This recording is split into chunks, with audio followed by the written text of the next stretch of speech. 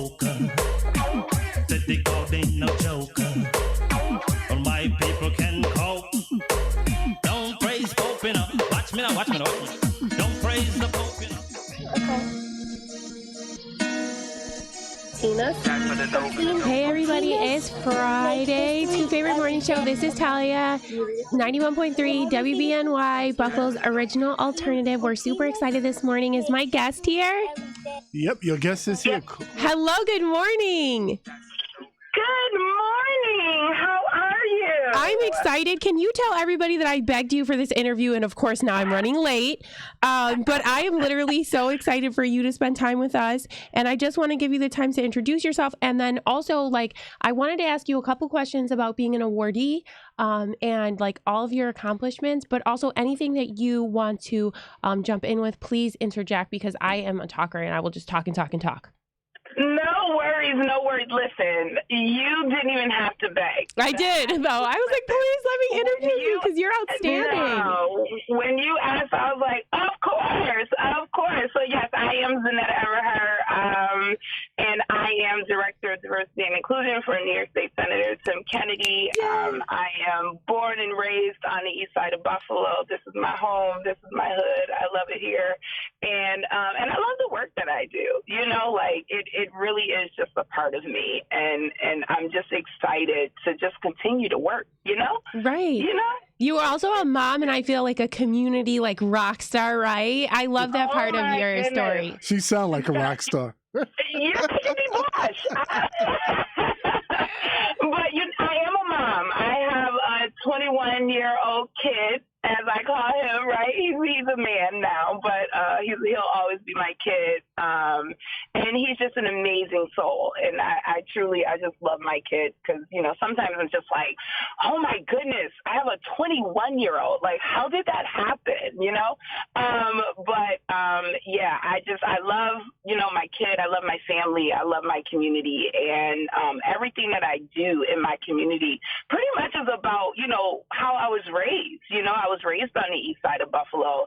And so, things haven't always been great for me, right? And so I kind of use my experience in life to kind of guide me through my professional life, right? And that's one of the things that I, sit down and talk with Senator And also, Kennedy I feel like about. To make history, right? Are you not a history maker? We have 10 minutes to talk about how you're a freaking history maker. And running things in and around the Senate just makes me so excited. Even when you say that, I'm so proud. And I think that's one of the, because you go other places and represent us. And I think that's one of the things that I get most excited about is there's a level of confidence when I'm excited about that because I know that's everywhere, right? So I have 10 minutes to talk about how you're historical. How's the best way to start? Oh my goodness, there's so much. I know. And I love that you say that. I'm like, yes. Yes, because the energy is good and there's so much goodness in the world. And that's just who I am. I'm a glass half full type of person. But I also know that, there's struggle and there's trauma, right, in our community. But the one thing that we have to always do is that understand that, these paths that we're on, they lead us in different directions and we never know where that's going to go, right? And we never know who it's going to help. And so, for me now, I'm putting my hat in the ring, running for the Madison District Council seat, which I'm truly, truly excited about because I have so many plans for my neighborhood. But, this last year was not a good year, right? 5/14 happened and, that massacre directly affected my family. My child, my kid, my son, was shot and injured in that massacre, right, by a terrorist who stormed our community. Mm-hmm. And so my son, though, we're lucky, right? We're blessed. I got to keep my kid that day. There's 10 other families who don't have that same story. And so for me, it was very important that I paid that forward.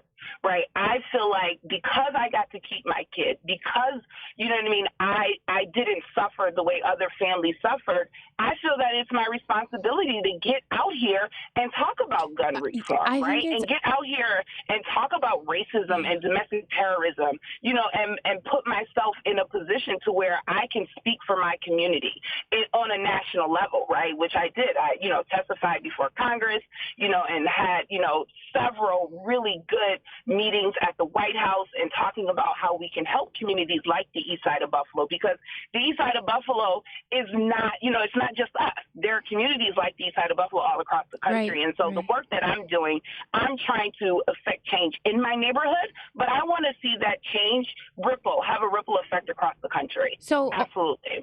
Like, one, you're remarkable. And as a mother, I can't imagine what it's like to receive that call, and you have my 110% empathy, because I know I mentioned to you I have a 6-year-old son, and I always tell him it's me and you against the world. And I know, like, when you talk about your son, you have the same passion. What a privilege it is for, I think, me to have you as a Western New York mom representing us, right? And what was it like when you were going to grab that door handle at the White House, like, this is me? You know what I mean? Like that moment where you're like, this is me. For me, that moment was, I got the East Side of Buffalo on my back. You already know.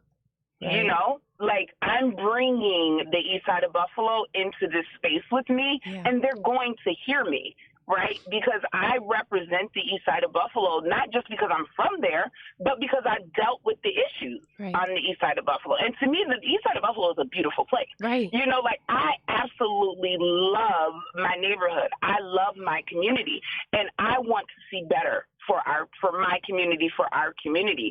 And so for me, when I walk into those spaces, it's about letting people know that, you know, the headlines will say, oh, there's crime on the East Side, oh, there's this, there's that. But let me tell you about the love. Right, and the vibrancy, like, and the art, and the food. Let me tell you about our culture, yes. Let me tell you about these businesses out here and these people who are just doing remarkable things in our neighborhoods and in our communities. It's not going to always just be a story about trauma and struggle, right? There's beautiful life here on the East Side of Buffalo. It's not just, you know what I mean, doom and gloom.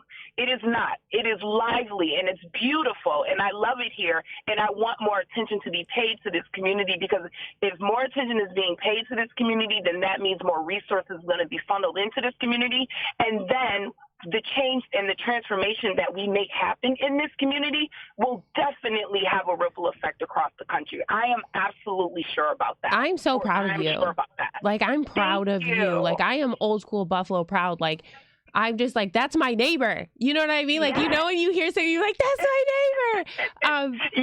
I have two questions that I want to ask you to shape your responses around. So the first of which is, have you had that moment where a young girl or someone has looked at you and been like, you're the boss? And like, what is that like? And then also, what would you want people to know about the history of your neighborhood, the way that the vibrancy, the culture has been preserved, and how that informs the future? Because I feel like sometimes people try to act no big. And my last interviewee, Jorge, was like, yeah, no pressure, Talia. I'm like, yeah, no pressure, big questions.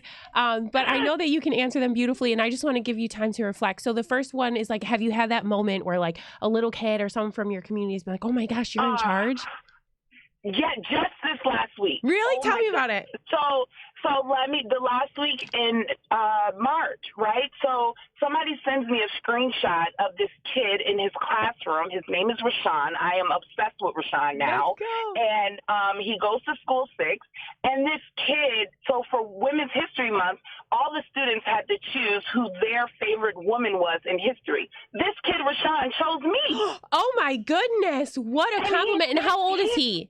He's like 10. That's important.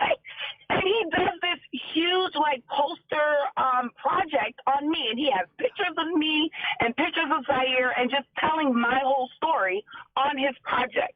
And he wanted me to be his favorite woman in history. Like, things like that is huge. What pushes me, inspires me, motivates me. Like, I can think of a million women, who would be my favorite woman in history. And this kid accuses me, Znata from the East Side of Buffalo. You are his story. You are his story. Right. I was like, we have 10 minutes to talk about your history. Yeah. You are his story. Yes. So I just want to ask, how's your son doing? Oh, Zaire is doing very well. He is doing very well. Obviously, boy, right? He was seriously injured. He had a gunshot through his neck and, which exited his back. He still had shrapnel in his body. Still going back and forth to doctors and things like that. And he's still in therapy and, but overall, Zaire he is a trooper. Like, he is taking this in stride. Yeah, I feel like an inspiration to so many. He is an inspiration. He's inspiring me to keep, staying out here and keep speaking about these things because he's just like, Mom, this happened to me, but this isn't me. He's not going to let this situation define who he is in this world. And that to me that's remarkable. Like, I don't know if I would be in that, that same mind frame if I was 21 years old and this happened to me. So just watching him deal with all of this and doctors and therapists and, all of that. And it's just like, he's just like, okay, Mom, let's go. And you guys have he's with it, and it's beautiful. You guys have a joint project, right? You all have a joint project that I'm kind of low key obsessed with. Can you tell people how to like view it and participate? Absolutely. I love it. Please go to social media, Instagram, Twitter, Facebook, Znata and Zaire's book club.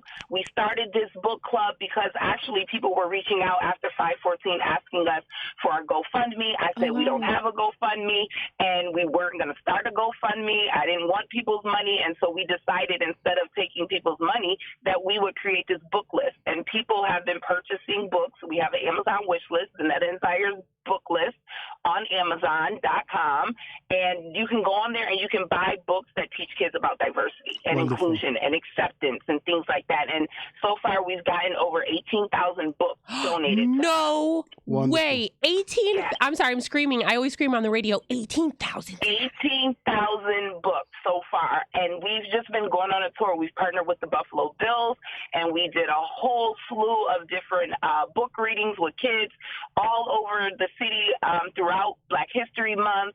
And it's just been an amazing project. And just being out there and distributing these books, and the top supermarket right now has our information up in their stores where you can scan the QR code and you can donate a book as well. And so we're out there. Znata and Zaire's book club.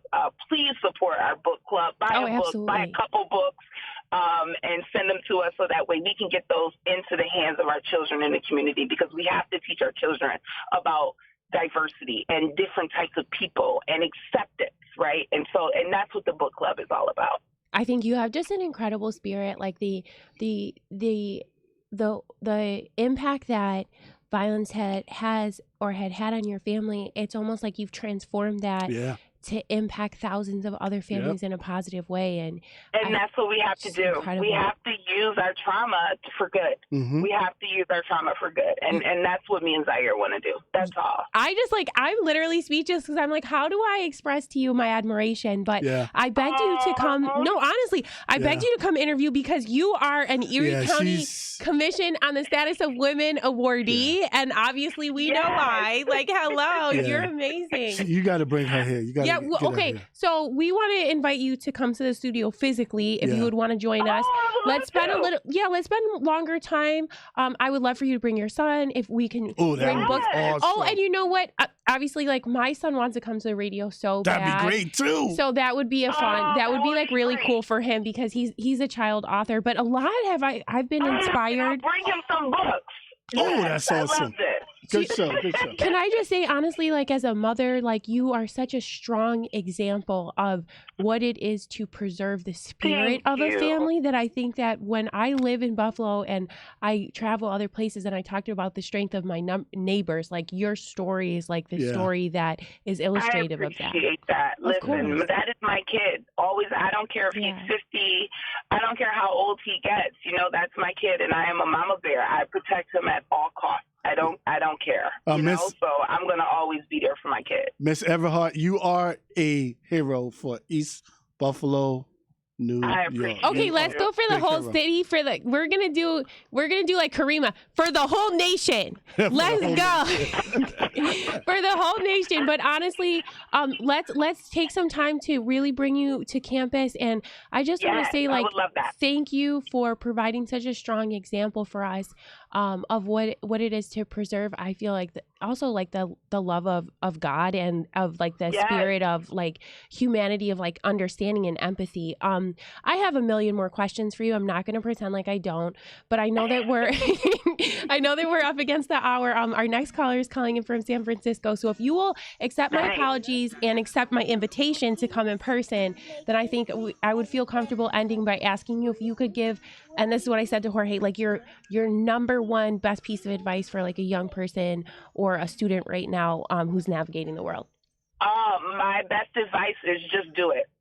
If you're dreaming about it and you're thinking about it, write it down. Get a journal, write it down, write all your ideas, write all of your dreams, no matter how big or crazy they may seem to other people.